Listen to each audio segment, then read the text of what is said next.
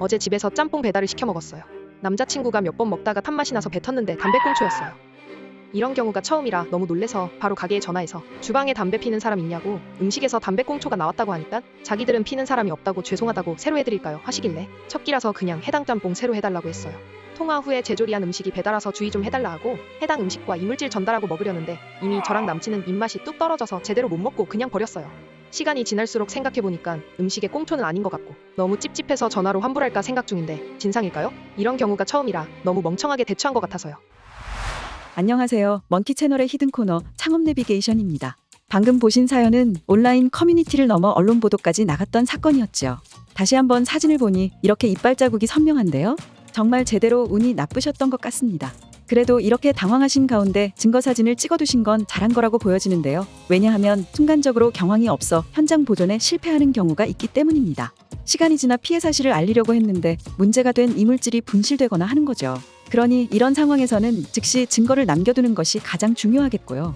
반대로 사장님 입장에서도 담배꽁초 같은 이물질이 나올 일이 없었는데 이런 클레임이 제기가 된다면 정말 난감하실 것 같습니다.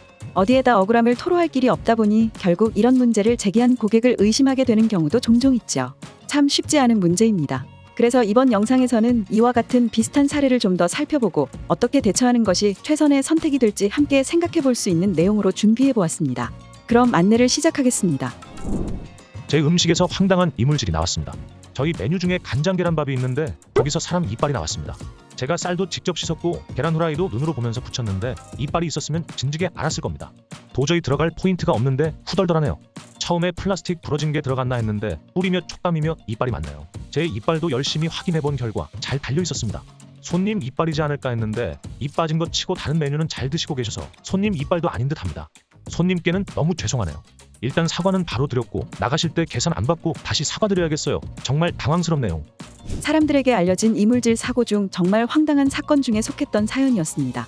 그런데 더 황당한 것은 저희가 알아보니 음식물에서 치아가 발견된 사건이 종종 있더라는 겁니다. 그리고 거의 대부분 고객 입장, 사장님 입장 양쪽에서 원인을 찾을 수 없었죠. 일단 사연 속 사장님은 급하신 대로 계산을 안 받는 대처를 하셨다고는 했는데 사실 이렇게 도의적으로 미안한 마음에 대금값 위주로 직접 마무리하는 방향은 확실한 해결책이라고는 말씀드리긴 어렵다고 할 수 있겠습니다. 우선 고객에게는 보상을 먼저 해준 뒤 문제가 되는 증거물을 잘 확보해두고 그 다음 전문 손해사정을 하는 보험회사의 사고 접수 처리부터 하셔야 합니다. 또한 조리 과정에서 문제가 없었다면 소스팩이라든지 배달 용기 또는 유통 단계에서 혼입 가능성이 있을 수도 있으니 제조원 관할 조사기관을 통해 원인 추적을 해보셔야겠죠. 사건이 사건이라 재발 방지를 위한 확실한 방안으로 대처를 하시는 것이 옳은 선택이라고 할 수 있겠습니다. 자, 그러면 마지막 사연 보시겠습니다. 이게 말이 되나요? 저희 음식에서 나무젓가락이 나왔답니다.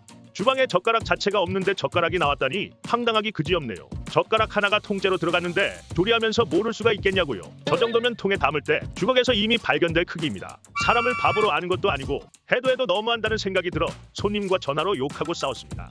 이번 일로 리뷰로 해코지를 한다면 집까지 찾아가서 대문 박살내고 올 겁니다. 이번에도 안타까운 사연이긴 한데요. 대처 방식도 마찬가지로 아쉬운 부분이긴 합니다. 물론 사장님의 상황과 심정이 이해 안 가는 바는 아니지만 고객이 노골적으로 환불을 목표로 한 것이 확실하지 않음에도 이런 감정적인 대응을 하게 되면 말이죠. 결국 내 매장의 불이익으로 돌아올 확률이 높기 때문입니다. 그렇기 때문에 이런 난감한 상황에서 유연하게 대처할 수 있는 가이드가 필요한 것인데요. 다음 말씀드리는 3단계 대응법을 숙지해보시고 실제 상황에 적용해보시면 현명한 결과를 끌어내시는 데 도움이 되실 겁니다. 첫 번째 단계는 공감하며 사과하기입니다. 나도 억울한데 사과부터 하라니 이게 무슨 말인가 싶으실 텐데요. 대부분의 경우에 음식값 갈취를 목적으로 하는 사기꾼들은 그 방식과 태도부터가 다릅니다. 협박에 뉘앙스가 담겨있기 때문이죠. 하지만 반면에 단순 항의를 하는 사람들은 보상 자체가 목적인 경우가 드문 편입니다.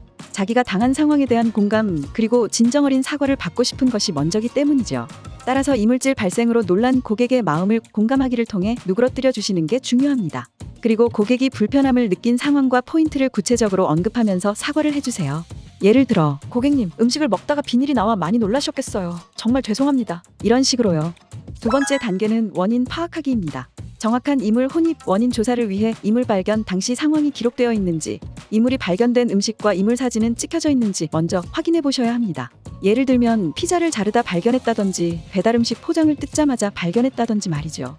그렇게 해서 음식 제조 유통상 과정에서 들어간 이물질인지 음식을 취식하는 과정에서 발견된 이물질인지 상세한 파악이 선행되어야 상대방이 납득하기 쉬워지고 원활한 합의 과정으로 이어질 수 있게 되는 것입니다.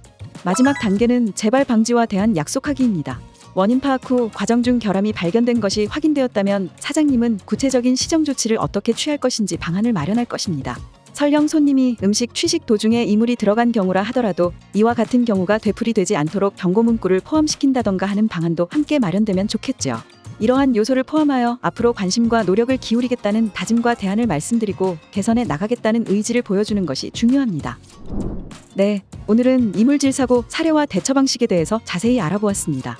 사실 이물질 사고라는 것은 언제나 고객과 사장님 양쪽 다 민감한 문제가 될 수밖에 없을 텐데요. 하지만 그럴수록 감정을 가라앉히고 이성적으로 어떤 조치를 취해야 합리적이고 원활하게 해결이 될지에 초점을 맞추는 것이 현명한 문제 해결을 위한 최선의 선택이 될 것이란 것을 잊지 말아주세요. 이상 창업 내비게이션이었습니다. 감사합니다.